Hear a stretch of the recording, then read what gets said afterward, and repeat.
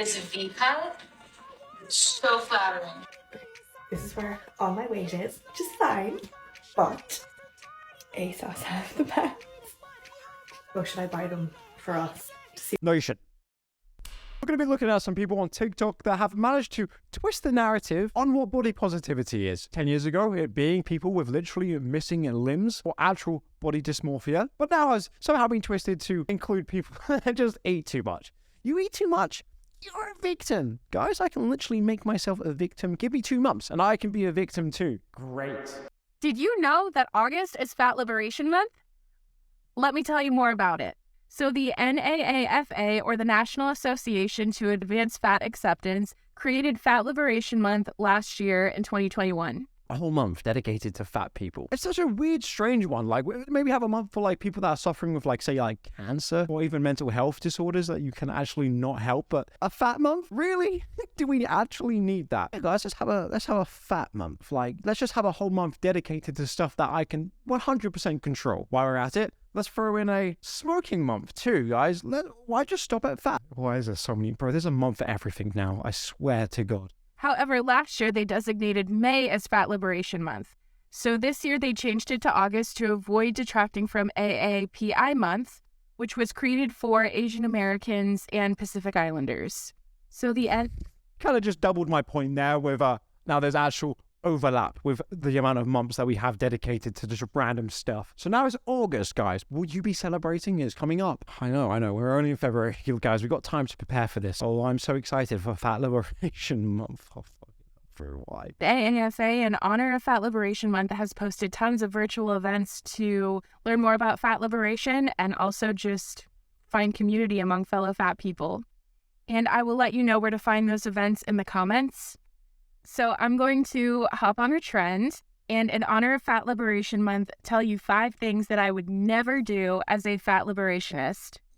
Number 5. If you see a fat person walking along, the one thing you shouldn't do is say, "Hey, fatty boom boom, you're kind of chubby." Especially in the month of August. Did you guys know that August is actually Fat Liberation Month? I know, it's kind of a joke if you ask me as well, but that's just my opinion. Hey, I'm actually not even allowed to have an opinion anymore. I have to wait till February for Opinion Month. Come on then, let's see what her top 5 rules are for fat people. What should we not do for people that eat too much? Let's have a look. The first is I would never assume anything about another person's health based on their size. You can be healthy or unhealthy at any size. Yeah, guys, at any size. Like, legit. Are you stupid or something? Obviously, you can be healthy at any size. Look, when I watched 1,000 Pound Sisters, which, by the way, I've done 5 episodes on my brand new channel, Uploads Watches. That was a shameless plug. Link in the description. Go check it out. I look at people like Tammy and Amy, and I think, wow, they've got such a bright future ahead of them. Nothing bad's going to happen to them. I don't know what you're thinking. I know Tammy literally weighs the same amount as a small car, but that doesn't have anything to do with like how long she's going to live and stuff. That would just be stupid. And actually, that would be rather ableist, so I don't have those thoughts myself. Fat people are allowed to eat what they want without feeling guilty about it. For sure. Get over it. Dribble, right it in.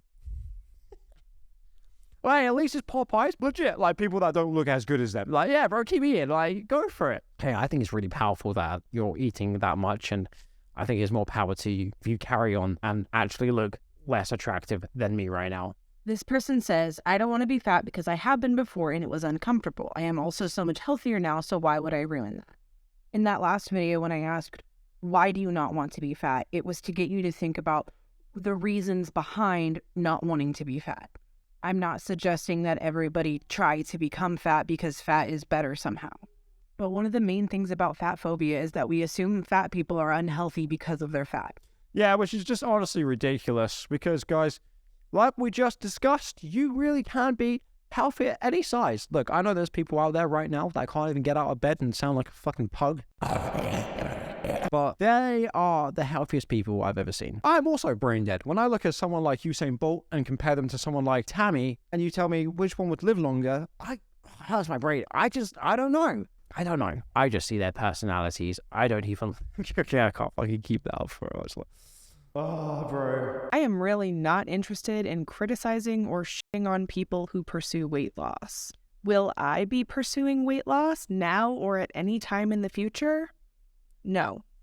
Currently, I am 28, and out of my 28 years of life, I spent 15 of those years trying to lose weight through dieting and disordered eating. And the reason why I spent 15 years of my life doing that is because the effects of fat phobia are f***ing devastating. Wow, I cannot believe you're saying that. How dare you? Do you not know it's diet month?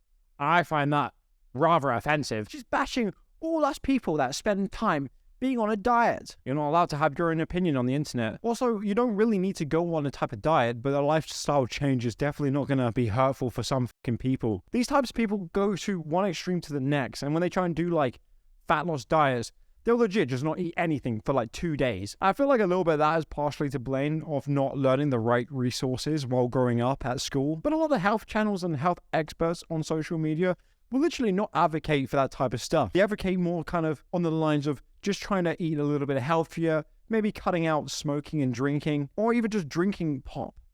Like, no, I haven't seen one video that's like, you shouldn't eat for a year. Just don't eat. You say, oh, we believe that thinner people have better surgical outcomes, for example, of knee surgery.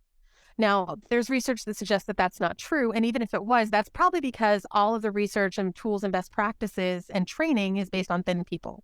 Like, that's probably a solvable problem. And even if fat people need more resources, that should be okay. No, it shouldn't. It's the same kind of stigma that you have for people that go into hospital from drinking problems and have like a liver transplant. You wouldn't be sat here saying, well, you know, I know this is like his third liver, but I shouldn't exempt him from that. No, there should be a fucking point where you definitely learn your lesson and you actually take control of your life. Pretending we live in this weird fairy tale dream where you could just do whatever you want. So what if I cost the healthcare more money? I'm important. Such a narcissistic way to look at it. At the beginning as well, there's research to suggest that fat people go through surgery just as well as thin people. Yeah, bro, any type of data analyst you want to sift through, you will find some results that benefit yourself. But if the majority of them are saying that they're not better, clearly why you're making this video in the first place, because you're mad by that. I wasn't getting mad about actual statistics. Right? The idea that if fat people can't have the same outcomes as thin people, then they don't deserve care at all is not ethically justifiable. Nobody would says that. No one would literally go to a hospital and be like, well, you have cancer, but we're not going to treat you because you're overweight. But what happens is they say, oh, well, it's too dangerous to have knee surgery at your size. Yeah, there's legit people there that are so overweight that local anesthesia would likely kill them. It's the same reason why old people can't go under either. You wouldn't see like a 90-year-old making a TikTok video being like, I'm ageist. I find it disgusting. I should be able to have surgery as well. I know statistically speaking that old people don't recover as well from hip surgery, but I think it's disgusting. So what if we cost more money? So we're going to refer you to weight loss surgery, right? Which is patently ridiculous. Yeah. Considering especially that with weight loss surgery, there's almost no data past 10 years. Oh, really? Almost none. They have essentially no idea what's going to happen to you after 10 years. About people that have weight loss surgery and legit keep the weight off is a lot higher than the majority that put it back on. Well, say what? Say that you put it back on. That's kind of what you guys want. You already said that being overweight has no issue anyway, so why would you be upset through then gaining the weight back? Unless, oh, wait a second, there's actually an issue being that weight in the first place. And they've purposefully not done long-term research? I don't know if I can say for sure it's purposefully, but I know that most of the research comes from the industry and they have no interest. I bet that's complete BS as well. I bet if you actually looked that up, I bet there is tons of research. A lot of these types of people legit like to nitpick the research that benefits their point of view. And literally, as soon as I Google that up, I see loads of reports. In fact, I see, can you live 20 years after bypass surgery? 20 years, bro, there's like loads of fucking things. Quality of life, 10 years after surgery. Quality of life, 10 years after surgery. Yeah, bro, that's... Wow. Who knew people could lie on the internet? That's crazy. Okay, and what if it was? What if society was like, you know what's cool now? Being fat. Would you want to be fat? Is the only reason why you don't like fat people is because society said, don't like fat people. That's not a reason not to like someone just because they're bigger. That's stupid. That whole TikTok was pretty fucking stupid if I'm being honest, what? If anything, I feel more like society has really been giving in to overweight people, and that's actually a big thing now. Like, look, you guys have your own liberation month for being overweight, and that's ridiculous, but fair enough, whatever. You guys are quite literally making it trendy to be overweight at this point, which is just absolutely insane. There's no beneficial perks from being overweight, and it's self-inflicted, which kind of goes against the whole point of having a dedicated month for that. You don't see any other like months that are dedicated for stuff that you can quite literally control. It's normally stuff for like you're born with. Fat people shouldn't be allowed to date. That's what some of y'all genuinely believe. So here are 3 things that fat people and people in general need to know about dating before going into 2023. Don't wait. Anyways, don't wait until you lose the weight. That advice is applicable for all things in life, but especially dating. Like, let's say you lost the weight.